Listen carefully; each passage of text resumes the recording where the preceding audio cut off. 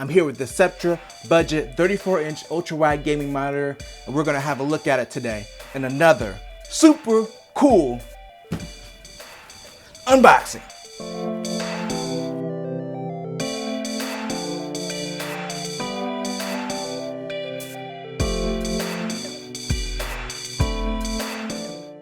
All right, I'm Mike, and welcome to Mike Techs It Out. And yes, today I am having a look at yet another monitor. It's been a few years since I've done a monitor unboxing on this channel. So this is a budget option. This was around $400, and that's a pretty good price for an ultra wide, especially a 34-inch one at 1440p, which is like the minimum resolution I would recommend for an ultra wide, because at 1080p, it's just not at this size. There is also a gigabyte monitor that's around the same price that's got really good reviews as well.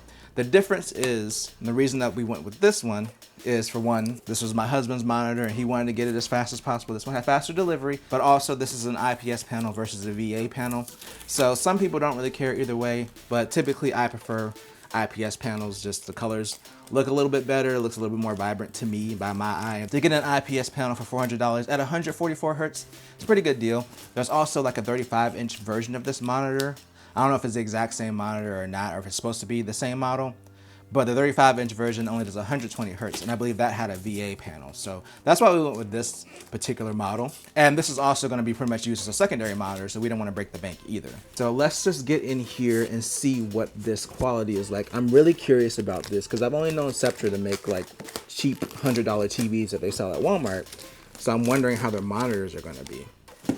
All right, I'm just gonna flip this around and make it easier so I can pull these tabs out. It's hard to pull them out when I can't see them. There we go. 2 tabs at the top. Push up.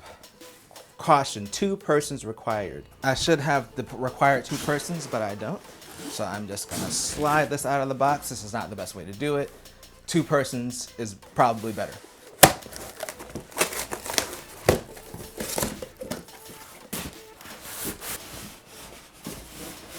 That was not the most elegant way to do it, but it got done. All right, so let's pop this off. And here we have the panel. So I'm just gonna put this aside. I will say it does have some good heft to it. That's good to see. I was kind of worried that the quality would be a little bit lower since it was a cheaper monitor, but at least the panel itself seems solid. Okay, let's see what's going on here. And then under all this is just the accessories.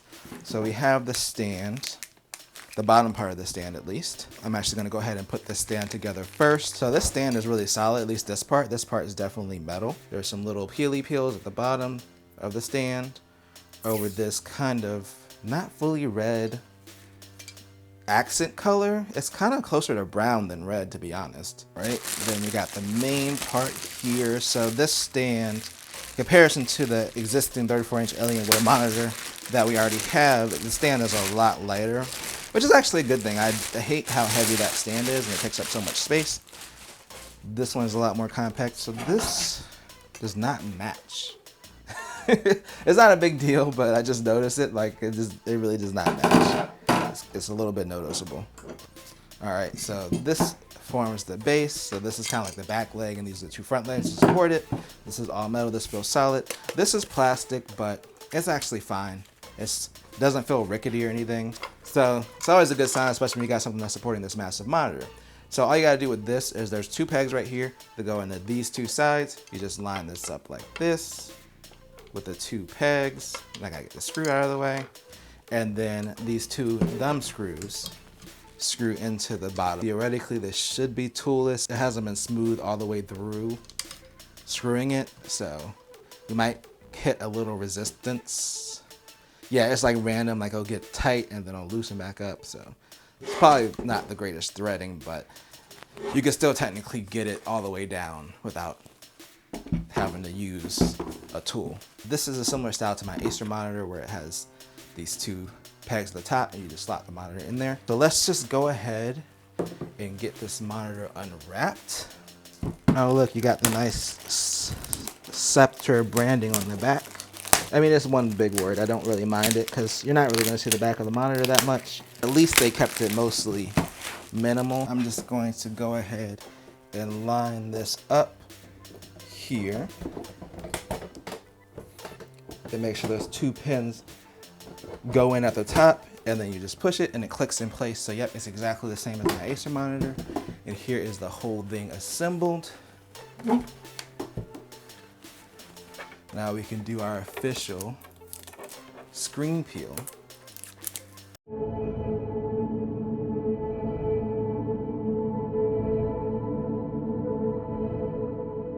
That wasn't as smooth as I hoped it would be. I forgot to check for tape at the bottom. So we got some tilt action going on, I believe. Yep, you can tilt. This is the max height. It goes all the way down here. And you can put it anywhere in between that. So pretty good. It also moves side to side. So yeah, this has all the adjustments that you would probably want from a monitor. There's a vent on the back of it at the top, but again, really minimal. The back of it looks pretty clean. The front of it just says Sceptre and has your buttons at the bottom to adjust your menu options along with the power button. So it doesn't have like the little joystick control at the bottom that some of the fancier monitors do. And as far as I/O, we have the power cord, we have 2 HDMI 2.0s, and then we have 2 DisplayPort 1.4s, as well as an audio out jack. All right, let me put this aside really quick. Let's see what other accessories come in here. You have your bag. It actually comes with a screwdriver. That would have been a little bit useful. It's actually a decent screwdriver, so I'm surprised. You have a DisplayPort cable, have the power cable. This is actually good, so it has a separate power brick. So this is the length you get on the power brick. It's about 4 feet. And then it just uses a standard PC power supply cable for the other end of it. That's about the same length. But the good thing about this is since it's a standard cable, you can swap it out if you do need something longer. So I really like that. All right, so that's pretty much it. You get your instruction manual, screwdriver, DisplayPort cable, and power supply, along with a monitor and the stand in the box. And also this comes with the mounting screws. If you want to use an optional VESA mount, I forgot to go over it when I was recording the initial part of the video. They're basically just standoffs pretty much since the mount is inset, so that way you can connect the standard VESA mount to it. First impressions, there is quite a bit of plastic on, like the whole frame is plastic, but this doesn't feel cheap. It doesn't creak. It feels pretty sturdy. Like if I bang on this desk, it doesn't feel like it's going anywhere. Even if I shake this, the mount especially is really sturdy. The color matching is not that big of a deal. The base is a little bit mismatched color-wise. The part that matters on the base is actually metal, which I really like. So quality-wise, it's actually a lot better than I expected. I feel like this is better than their cheaper TVs that I've seen. So I'm gonna go ahead and get this hooked up. I do have a few things I'm curious about. So this is validated for FreeSync Premium, but it is not validated for G-Sync at all or listed as G-Sync compatible. So I do want to test that. I want to see how this compares color-wise to my Alienware monitor, which I got about 3 or 4 years ago now. That was $800. And that's actually a VA panel. This is IPS, so I'm curious to see what the quality is. Another thing that you don't get, like you might get with some other premium monitors, it's a USB pass-through. This does not pass through USB. It doesn't have any extra ports available like a USB extender like my Alienware one does. It's not a big deal to me. Some people might care about that. It is missing a few premium features, but so far, build quality-wise, I say this is really solid. I'm excited to see what this thing is gonna do. So I'll be back next week with that video. But if you enjoyed this video, then make sure to tell a friend, tell a coworker, like, share, and subscribe, and hit the bell notification to get notified when I drop a video. And always do at least 2 things at the same time. Peace.